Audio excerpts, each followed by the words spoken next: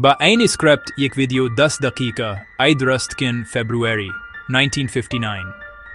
9 experienced hikers set out on a journey deep into the frozen wilderness of the Ural Mountains in Soviet Russia. They were young, strong, and full of life. All students and graduates of the Ural Polytechnic Institute. Led by 23-year-old Igor Dyatlov, they wanted to reach Mount Otorten, a place few had ever dared to go. They laughed, took pictures, and wrote in their journals, unaware that this would be their final adventure. None of them would ever return alive. This is the story of the Dyatlov Pass mystery, one of the most terrifying and unexplained tragedies of the 20th century. The group's journey began in late January. They carried food, supplies, warm clothing, and skis. Everything was meticulously planned. On February 1st, they set up camp on the snowy slopes of a mountain called Kholat Syakhl. In the local Mansi language, that name means Mountain of the Dead, a name that would soon feel like a warning. Days later, when the hikers failed to return, a search party was sent to find them. What the rescuers discovered defied explanation. When the search party finally reached the campsite on February 26th, they were met with an eerie silence. Their tent was found half buried in snow, abandoned. More disturbingly, it had been sliced open with a knife, not from the outside, but from within. It was a desperate, violent escape. A trail of footprints led away from the camp, down the slope toward the tree line. The tracks showed that the hikers had fled barefoot or in their socks and were severely underdressed for the brutal conditions. Inexplicably, the initial prints were orderly, suggesting they walked away calmly, not in a panicked rush. Temperatures that night had plummeted to nearly minus 30 degrees Celsius, a fatal cold for anyone exposed without proper gear. The first bodies were discovered about a mile away, at the edge of the forest under a large cedar tree. Beside the meager remains of a small fire lay Yuri Doroshenko and Yuri Krivonishenko. They were barefoot, wearing only their underwear. Their hands were torn and bloodied, as if they had frantically tried to climb the tree. 3 more bodies, including that of group leader Igor Dyatlov, were found scattered along the slope between the cedar and the tent. Their position suggested they were trying to crawl back to the shelter they had so mysteriously fled. It took another 2 months for the spring thaw to reveal the final 4 hikers, buried under 4 meters of snow in a ravine deeper in the woods. It was here that the true horror of the incident became clear. These bodies had injuries too severe to be caused by the cold alone. Nicholas Thibault Brignolel had a fractured skull. Alexander Zolotaryov and Lyudmila Dubinina had suffered catastrophic chest fractures, with force comparable to a high-speed car crash. Yet there were no external bruises or soft tissue damage.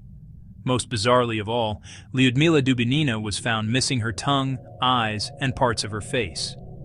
The strangeness compounded. Some of the hikers' clothes tested positive for low levels of radiation.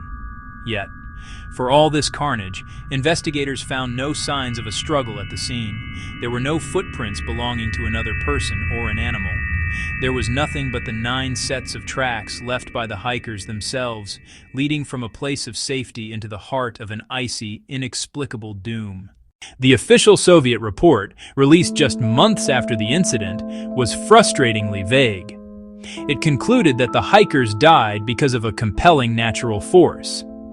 This ambiguous explanation only fueled public suspicion and left the victims' families with more questions than answers. What kind of force could be so powerful, yet leave so little evidence? What could compel 9 experienced hikers to frantically slice open their tent from the inside and flee into a sub-zero blizzard, some without shoes or adequate clothing? Their terror must have been absolute. Over the decades, the vacuum of information has been filled by countless theories, ranging from the plausible to the paranormal. The most widely accepted scientific explanation involves a rare type of avalanche, known as a slab avalanche. The theory suggests that a heavy slab of snow slid down onto the tent while the hikers slept. This would explain the crushing chest injuries found on some of the bodies and the panicked escape. However, the slope above the camp was less than 30 degrees, generally considered too shallow for an avalanche. Furthermore, investigators found no signs of a major snowslide. Others believe the group stumbled into a secret military weapons test. This theory gained traction due to reports of strange orange spheres in the sky and the discovery of trace amounts of radiation on some of the hikers' clothing. But the radiation levels were low, and no definitive source was ever identified. If it was a military operation, it was one of the most closely guarded secrets of the Cold War. Then there are more esoteric ideas. Some propose that a specific wind pattern around the mountain created infrasound, a low-frequency vibration that is inaudible to the human ear, but can induce feelings of intense anxiety, dread, and even hallucinations. Could a natural phenomenon have driven them mad with panic? Inevitably, stories of a UFO encounter or an attack by a Yeti, the Russian abominable snowman, also emerged, becoming part of the local folklore surrounding the tragedy. Yet for every theory, a contradiction arises. None of these explanations fully fit all the bizarre facts of the case. The missing tongue, the strange clothing swaps, the organized retreat from the tent before they succumbed to the cold, and most critically, the tent. The tent was cut from the inside, an act of desperation to escape something that was perceived to be right outside. For 60 years, the case file gathered dust, a chilling relic of a tragedy that defied explanation. Then, in 2019, driven by renewed public interest and the pleas of the victims' families, the Russian government officially reopened the investigation. Investigators brought modern forensic science and computer modeling to the cold case. After months of research, they announced a definitive conclusion. The cause was a slab avalanche.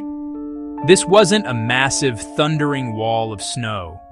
It was a small, delayed slide, a dense plate of wind-packed snow that broke free above where the hikers had cut into the slope to pitch their tent. It would have been just heavy enough to crush the tent and inflict severe blunt force trauma without leaving the dramatic, widespread debris field of a larger avalanche. On paper, the theory seemed to fit. It explained the broken ribs and skull fractures found on the hikers, later discovered in the ravine. But for many, this official answer felt hollow. It left too many terrifying questions unanswered. It didn't explain the gruesome, isolated injury to Lyudmila Dubinina, her missing tongue. It didn't explain the low-level radiation detected on some of their clothes.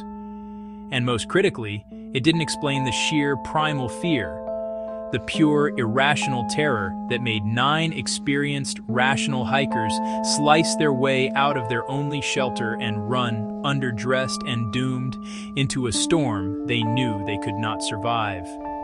An avalanche is a known danger. Their reaction was not. Even now, with an official cause on the books, the Dyatlov Pass mystery remains fundamentally unsolved in the hearts and minds of those who know the story. The mountain has kept its secret. Maybe it was nature, in a form more complex and terrifying than we can model. Maybe it was something else entirely, a fleeting event that left no trace but terror. Something that simply cannot be understood. All we truly know is this. On that cold, silent night in 1959, something unimaginable happened on the Mountain of the Dead. And whatever it was, it left 9 souls frozen in time, their final moments a permanent, chilling question mark etched into the snow. Music fades, slow heartbeat echo.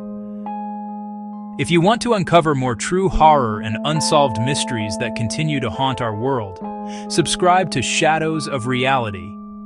There are countless stories the world has tried to forget, but shadows never forget.